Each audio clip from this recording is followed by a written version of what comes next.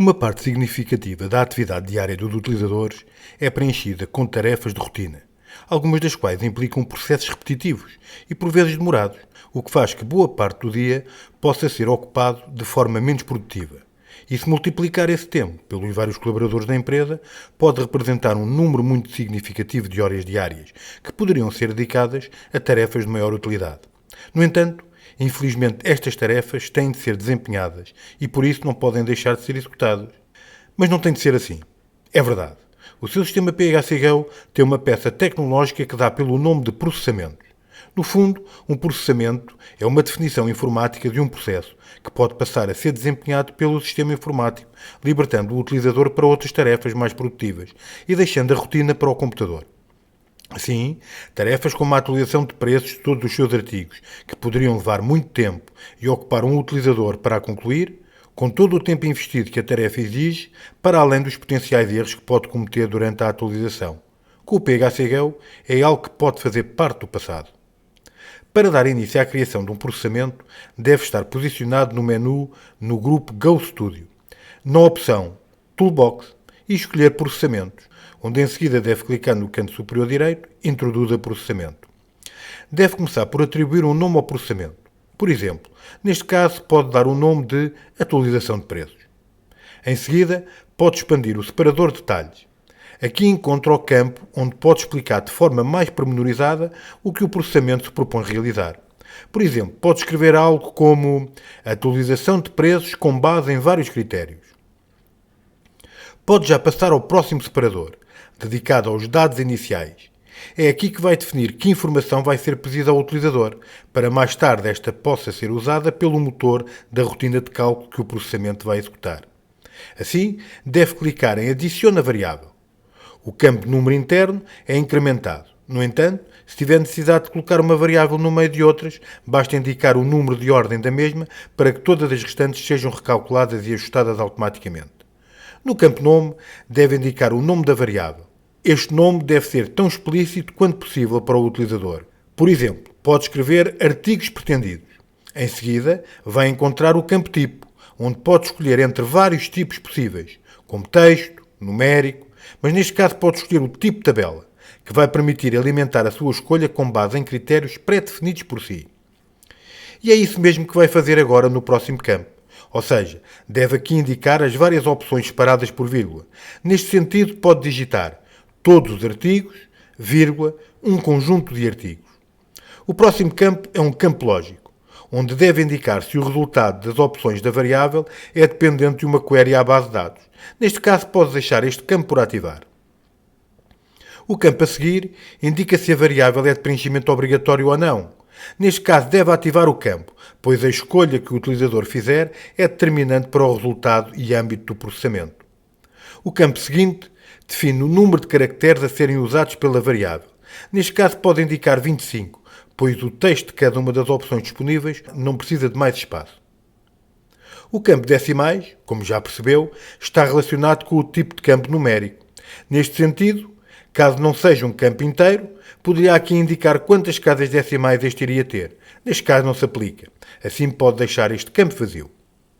Os 4 campos seguintes, ao estarem preenchidos, dizem respeito aos valores por defeito, que podem ser sugeridos de imediato para cada tipo de campo. Ou seja, para os campos de tipo texto, numérico, lógico e data. E desta forma facilitar a vida ao utilizador. Já quase a terminar, ainda vai encontrar o campo Tooltip, onde pode escrever um texto mais detalhado e explícito e que ajude o utilizador no preenchimento do campo da variável, explicando, por exemplo, qual a sua finalidade. O campo Colunas a ocupar permite, de certa forma, definir o espaço dedicado do ecrã para a variável em questão. Assim, este valor pode variar entre 1 e 4 colunas. Regra geral, uma coluna serve para uma grande maioria dos casos, ou seja, quer dizer que vai ocupar 25% da área do ecrã. Mas se tiver necessidade da variável ocupar uma maior área de ecrã, pode então colocar um número maior até ao limite de 4. E por fim, o campo Colunas a pular, que significa quantas colunas à esquerda do campo devem ser deixadas de espaço. Entretanto, como este processamento necessita de várias variáveis, já defini as mesmas para ganhar algum tempo. No entanto, vou abordar algumas cuja definição tem algumas características que mereçam algum destaque. Assim temos a variável com o número interno 2, que é também do tipo tabela, mas para além disso é também do tipo query. Assim, como pode observar, em vez de ter as opções possíveis fixas, como acontece com a variável 1, este campo passa a ter a query que vai popular esta variável, neste caso a lista de famílias, que estão definidas em cada um dos artigos. O mesmo se passa com as variáveis 3 e 4, relativas à marca e ao modelo, respectivamente, cujas variáveis responsáveis são a USR1 e a USR2. Existem ainda as variáveis com o número 7 e 8, com um tipo mais clássico, ou seja, do tipo numérico, onde o utilizador deve indicar o valor em euros ou em percentagem a aumentar ao preço. No entanto, a capacidade de intervir sobre as variáveis não fica por aqui. Assim, na zona inferior do separador de dados iniciais, pode ainda programaticamente, utilizando a linguagem VB.NET, manipular os valores por defeito, ou até mesmo se uma dada variável está ou não visível com base na avaliação do valor atribuído a uma outra variável. Como pode ver no exemplo, é bastante simples de entender o código que está a correr. Ou seja, utilizando a expressão fieldStates e referenciando o número interno da variável, desta forma pode mudar o valor ou as propriedades desta. Assim, se a variável 6 escolher a opção de valor, em vez de percentagem, a variável 7 passa a ser obrigatória, indicar qual o valor de aumento do preço, e a variável 8, que controla o aumento de preços via percentagem, fica desabilitada. Caso contrário, ou seja, se o valor da variável 6 for igual à percentagem, então o código entra no else e tudo fica invertido. Sem dúvida que esta possibilidade de colocar código confere muito potencial e uma experiência de utilização mais rica nesta zona das variáveis. O próximo separador, dados a processar, é também muito importante, ou seja, tem a responsabilidade de ir buscar os dados ao servidor que vão ser alvo do processamento. Como pode observar, poderia ser um programa em VB.NET, mas neste caso é somente uma expressão em Transact SQL, que vai fazer um select ao servidor, com base nas variáveis definidas e preenchidas pelo utilizador, de forma a aplicar estes critérios, e fazer os cálculos respectivos, e trazer os campos mencionados no select, tais como a referência, a marca e o modelo e a família, e claro, o preço de venda 1. Para usar no código as variáveis definidas em cima é muito simples, basta que faça referência ao número da variável entre cardinais. Após a definição do select, tem na zona mais abaixo a formatação dos dados obtidos pelo mesmo, onde pode clicar no botão adicionar linha e começar por indicar na coluna ordem a ordem que cada uma das colunas vai surgir na listagem a apresentar ao utilizador. Se não colocar nada, a ordem vai ser a mesma pela qual introduziu cada uma das linhas. A seguir, deve indicar o campo a mostrar e que deve fazer parte do select, por exemplo, o campo ref. E em seguida, qual o título que vai aparecer para o utilizador, ou seja, um nome mais explícito e que complemente o campo da base de dados, por exemplo, referência. Em seguida, deve também indicar qual o tipo de campo. Assim, da lista deve escolher texto. Caso fosse um campo numérico, poderia ainda mencionar o número de casas decimais a mostrar, mas neste caso do campo de referência não se aplica. E por fim, vai encontrar o campo editável. Esta opção é fantástica, pois como o seu nome dá a entender, pode mudar o valor obtido pelo select e escrever um valor à sua escolha. E desta forma colocar o valor que ache mais adequado e sobre o qual depois o processamento iria ser aplicado. Mas mais à frente, quando estiver a executar o processamento, vai ser fácil perceber e ver na prática todas estas configurações. Mais uma vez, já lancei as restantes linhas nesta zona e repare que coloquei o novo preço como editável. A seguir, vai encontrar o separador Dados de Arranque. É aqui que vai poder definir qual a descrição e o texto de ajuda para cada um dos botões que vão originar o arranque do processamento. Assim, no texto do botão para correr sobre todos os registros, pode digitar Atualiza todos os artigos. E logo abaixo, no campo Tooltip, escrever clique para processar a atualização de preços em todos os artigos, resultantes da seleção. E o outro botão pode escrever clique para atualizar os preços só nos artigos selecionados.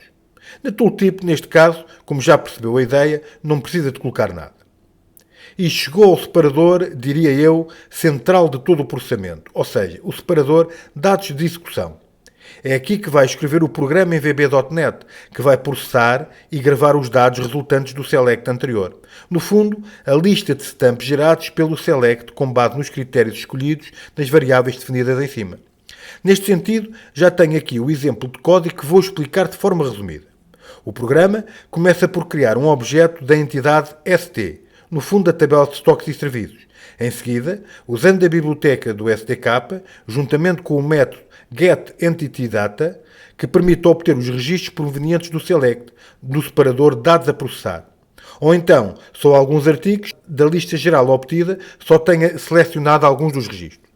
Em seguida, o passo 3 vai então à base de dados, à tabela ST, buscar os registros propriamente ditos, com base no seu stamp, pois até esta altura o que existia era uma lista de stamps numa tabela em memória. Em seguida, é feito o mapeamento da variável preço, ou seja, a variável 9, para o campo propriamente dito da base de dados a atualizar. Assim como o próximo passo é idêntico, mas para fazer a correspondência da escolha feita na variável 5 com o nome operação, para os campos da tabela ST que devem ser atualizados. O ponto 4 do código vai criar um índice para cada um dos registros obtidos.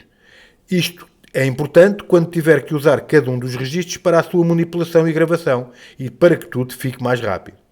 Quase a terminar, o ponto 4.1 é responsável por percorrer todos os registros, usando a função setPropertyValue, que recebe 3 parâmetros: o artigo, qual o preço a atualizar, que deve estar recordado é a variável 9, e por fim, qual o novo preço calculado.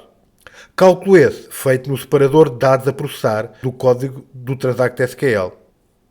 Pois, até se for quase ao final da query, pode ver o cálculo dessa variável. Cá está ela. Voltando novamente até ao separador de dados de execução e continuando a analisar o código, o ponto 5 usa a função stbis.save para gravar os artigos com os preços já atualizados. Enquanto o ponto 6 tem a seu cargo mostrar as mensagens ao utilizador, caso existam erros, ou se pelo contrário se correr tudo bem. E constrói a mensagem com os artigos que foram atualizados, inclusivamente com um campo de link para que seja possível navegar logo para o registro a partir do processamento finalizado. E por fim o separador de dados do resultado, que vai usar o resultado da mensagem de sucesso para apresentar os dados bem formatados ao utilizador. Assim, pode clicar para adicionar uma nova linha.